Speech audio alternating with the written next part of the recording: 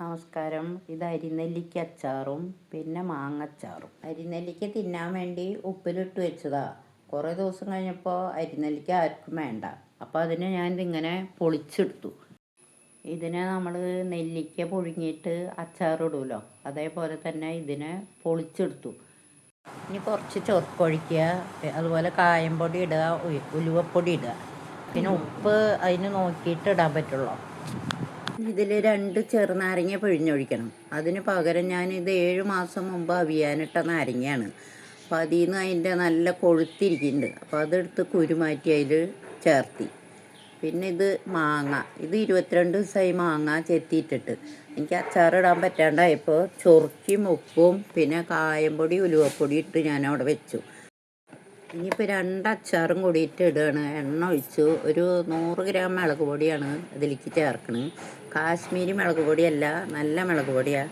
അച്ചാറിനൊക്കെ കാശ്മീരി മുളക് പൊടി ചേർക്കാൻ പാടില്ല, കാരണം അതിന് ഭയങ്കര കുത്താണ് ഈ കാശ്മീരി മുളക് പൊടിക്ക്. അപ്പോൾ നല്ല പൊടിയാണ് ചേർക്കുക.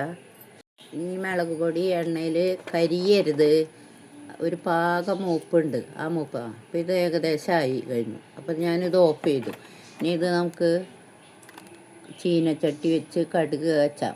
എണ്ണയിൽ തന്നെയാണ് കടുക് കാച്ചണ്. 2 കൂടി ഒരുമിച്ചാക്കണ്. 2 കൂടി ഒരുമിച്ച് മുളകും മൂപ്പിച്ചിട്ടുണ്ട്.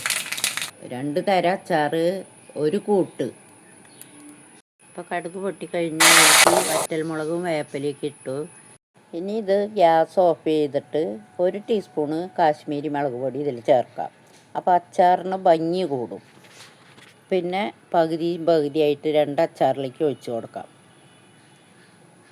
നെല്ലിക്ക, അരിനെല്ലിക്ക, മീനച്ചാറ്, വെളുത്തുള്ളി അച്ചാറ്, ഇതിലൊക്കെ നമ്മൾ കുറച്ച് ചെറുനാരങ്ങ പിഴിഞ്ഞൊഴിക്കണം. പുളി ഉള്ള ഏതും അച്ചാറിടുകയാണെങ്കിൽ നമുക്ക് ചെറുനാരങ്ങ പിഴിഞ്ഞൊഴിക്കേണ്ട ആവശ്യമില്ല.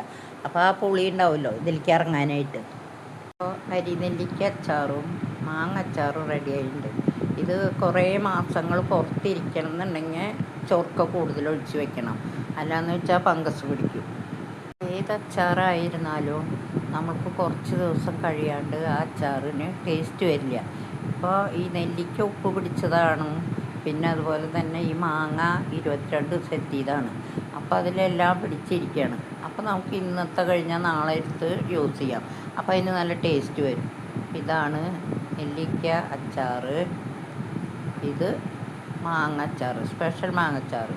ഇത് മാങ്ങിഞ്ചി അച്ചാറ്. ഇത് നല്ല ടേസ്റ്റ് കേട്ടോ മാങ്ങിഞ്ചി അച്ചാറ്. ഇത് 7 മാസം അവിയാൻ വെച്ച നാരങ്ങ. ഇങ്ങനെ നാരങ്ങ 7 മാസം 8 മാസം 1 കൊല്ലം വരെ ഇരിക്കണം. അപ്പോഴാണ് അച്ചാറുണ്ടാക്കാൻ ടേസ്റ്റ് ഉണ്ടാവുക. നാരങ്ങ വെള്ളത്തിൽ തിളപ്പിച്ച് നോക്കി ഉപ്പും ചൊറുക്കിയിട്ടിട്ട് വയ്ക്കണം. അവിടെ വയ്ക്കുക കുറേ മാസങ്ങൾ.